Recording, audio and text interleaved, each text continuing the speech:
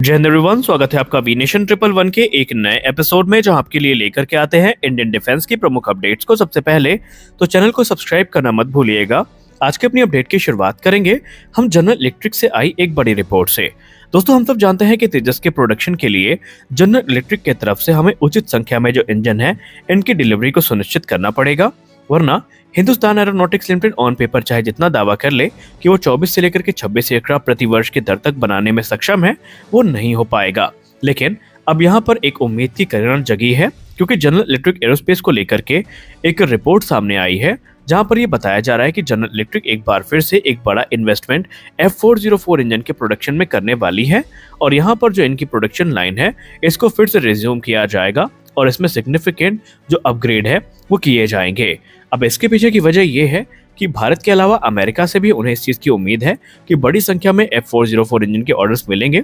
ऐसे में उन ऑर्डर को सही समय पर पूरा करने के लिए ज़रूरी ये है कि उनके प्रोडक्शन को निर्विरोध रूप से शुरू किया जाए। अब यहाँ पर एक्सपर्ट्स ये भी मानते हैं कि भारत का दबाव यहाँ पर काम कर रहा है, क्योंकि भारत को बड़ी संख्या में तेजस मार्क 1 जेट्स का प्रोडक्शन करना है और लिमिटेड जो सप्लाई है जनरल इलेक्ट्रिक की, ये भारत के लिए दिक्कत पैदा कर सकती है। अब यहाँ पर जो इन्वेस्टमेंट की जानी है इसका प्राइमरी फोकस होगा नए टूल्स की खरीद पे, रिफर्बिशमेंट में, जो कि मौजूदा जो एग्जिस्टिंग मशीनरी है इनकी रिफर्बिशमेंट में इसका इस्तेमाल किया जाएगा। इसके अलावा और भी दूसरे जो एडिशनल इक्विपमेंट्स हैं जो कि इंजन मैन्युफैक्चरिंग के काम में आते हैं उनमें इनका इस्तेमाल किया जाएगा। स्पेशली जो टारगेट होगा प्रोडक्शन का वो होगा F404 इंजन की जो इंजन ब्लेड्स हैं और वेन्स हैं, इनका निर्माण किया जाएगा। इसके अलावा जो और भी क्रिटिकल कंपोनेंट्स हैं इनके प्रोडक्शन को फिर से शुरू किया जाएगा। अब यहाँ पर सबसे खास बात यह है कि भारत जनरल इलेक्ट्रिक का F404 IN20 इंजन सिलेक्ट कर चुका है, जो कि इस फैमिली का सबसे पावरफुल इंजन है और ये इंजन 19,000 पाउंड्स का थ्रस्ट जनरेट करने में सक्षम है और यही हमारे तेजस मार्क 1A फाइटर जेट में इस्तेमाल किया जाएगा। ये इंजन बहुत सारे मॉडर्न फीचर्स के साथ में आता है, जैसे कि इसमें एक हाई फ्लो फैन हमें देखने को मिलता है। इसके अलावा इसमें आपको एडवांस फेडेक्स सिस्टम देखने को मिलता है। इसमें एक सिंगल क्रिस्टल टर्बाइन ब्लेड देखने को मिलती है और यहाँ पर और भी दूसरे एडवांस फीचर जो है वो यहाँ पर दिए गए हैं। इससे पहले जो IN20 इंजन है इसका प्रोडक्शन जनरल इलेक्ट्रिक के द्वारा स्लो किया गया था, क्योंकि उनके पास उतने अच्छे ऑर्डर नहीं थे और ये माना गया था कि शायद 83 तेजस मार्क 1A जेट का ऑर्डर प्लेस करने के बाद भारतीय वायुसेना तेजस मार्क 2 की तरफ जाएगी। लेकिन भारतीय वायुसेना ने जब एडिशनल 97 जेट्स का ऑर्डर प्लेस किया तो जनरल इलेक्ट्रिक ने आनन फानन में जो कार्य है वो शुरू किया और इस समय उनका उद्देश्य ये है कि जो इंजन मैन्युफैक्चरिंग है इसको तेज करके जो टारगेट है इसको कैच किया जाए, ताकि भारत के साथ साथ जो अमेरिका की नीड्स हैं ये भी पूरी की जा सकें। अब अगर हम भारत से हट के अमेरिका की बात करें तो अमेरिका की तरफ से भी उनको उम्मीद है कि बड़े ऑर्डर मिलेंगे, क्योंकि अमेरिकी एयरफोर्स का जो Boeing T-7A red hoc aircraft है जो कि उनके ट्रेनिंग प्रोग्राम का हिस्सा है, उसमें भी F404 इंजन इस्तेमाल किया जाता है। हाँ, यहाँ पर एक फर्क है, भारत के तेजस मार्क 1A में F404 IN20 इंजन इस्तेमाल किया जाता है जो कि 19,000 पाउंड्स का थ्रस्ट जनरेट करता है, जबकि अमेरिका के T-7A रेड हॉक में जो इंजन इस्तेमाल किया जाता है वो F404 GEI 103 इंजन है जो कि 17,700 पाउंड का थ्रस्ट जनरेट करता है। अब यहाँ पर T-7 रेड हॉक में जो इंजन इस्तेमाल किया गया है वो तेजस के मुकाबले कम थ्रस्ट जनरेट करता है, लेकिन उसकी कॉन्फ़िगरेशन को देखते हुए वो सफिशिएंट है।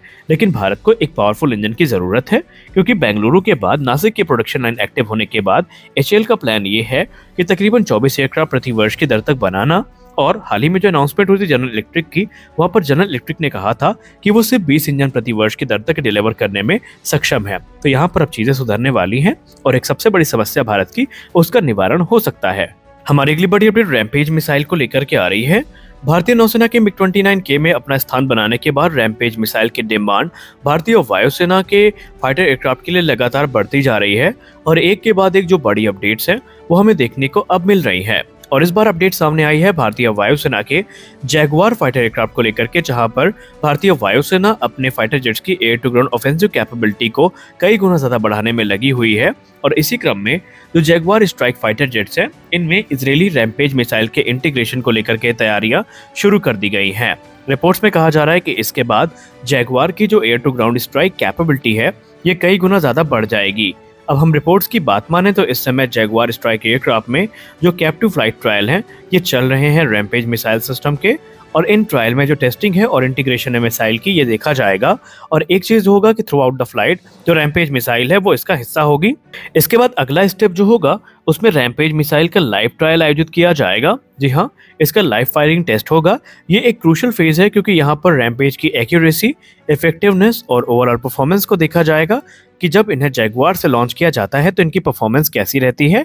और अगर ये टेस्ट सक्सेसफुली पूरा हो जाता है तो आने वाले भविष्य में ऑपरेशनल क्लियरेंस भी मिल जाएगी, जिसका मतलब ये है कि जैगुआर फाइटर एयरक्राफ्ट की जो air to ground strike capability है इसको बहुत बड़ा बूस्ट मिलेगा और ये भारत के लिए बहुत महत्वपूर्ण भी है।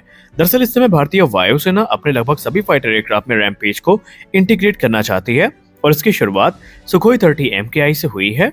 वहीं मिग-29 UPG में इसको स्थान देने की बात की जा रही है। इसके अलावा तेजस मार्क 1A से भी रैम्पेज का नाम जोड़कर देखा जा रहा है और राफेल फाइटर एयरक्राफ्ट्स में भी इसके इंटीग्रेशन की बात चल रही है। ये मामला कितना गंभीरता के साथ आगे बढ़ रहा है इसका अंदाजा आप इसी से लगा सकते हैं।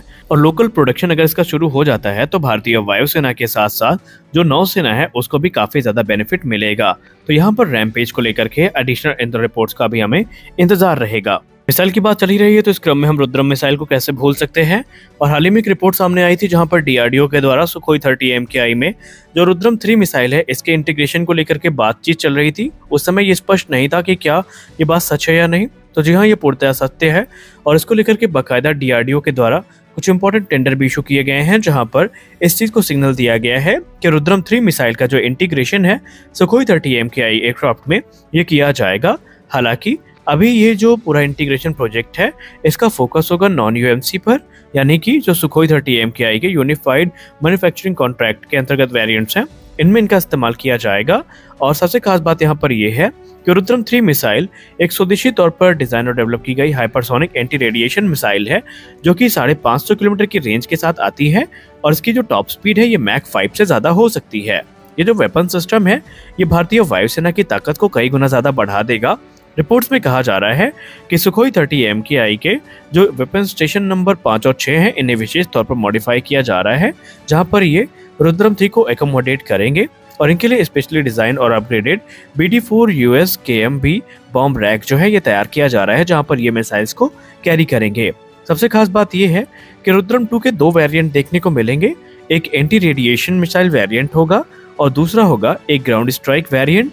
एंटी रेडिएशन मिसाइल वेरिएंट जो होने वाला है इसका प्राइमरी टारगेट एनिमी के रेडार सिस्टम या कोई भी ऐसा इक्विपमेंट जो कि रेडार वेव्स को एमिट करता है वो होगा।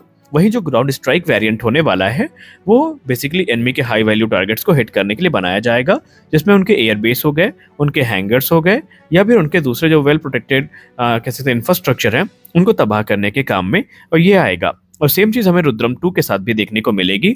उसके भी 2 अलग अलग वेरिएंट देखने को मिलेंगे जिसमें एंटी रेडिएशन मिसाइल और ग्राउंड स्ट्राइक वेरिएंट शामिल है। तो आज के इस वीडियो में बस इतना ही। मिलते हैं अगले वीडियो में कुछ अपडेट्स के साथ, तब तक के लिए जय हिंद।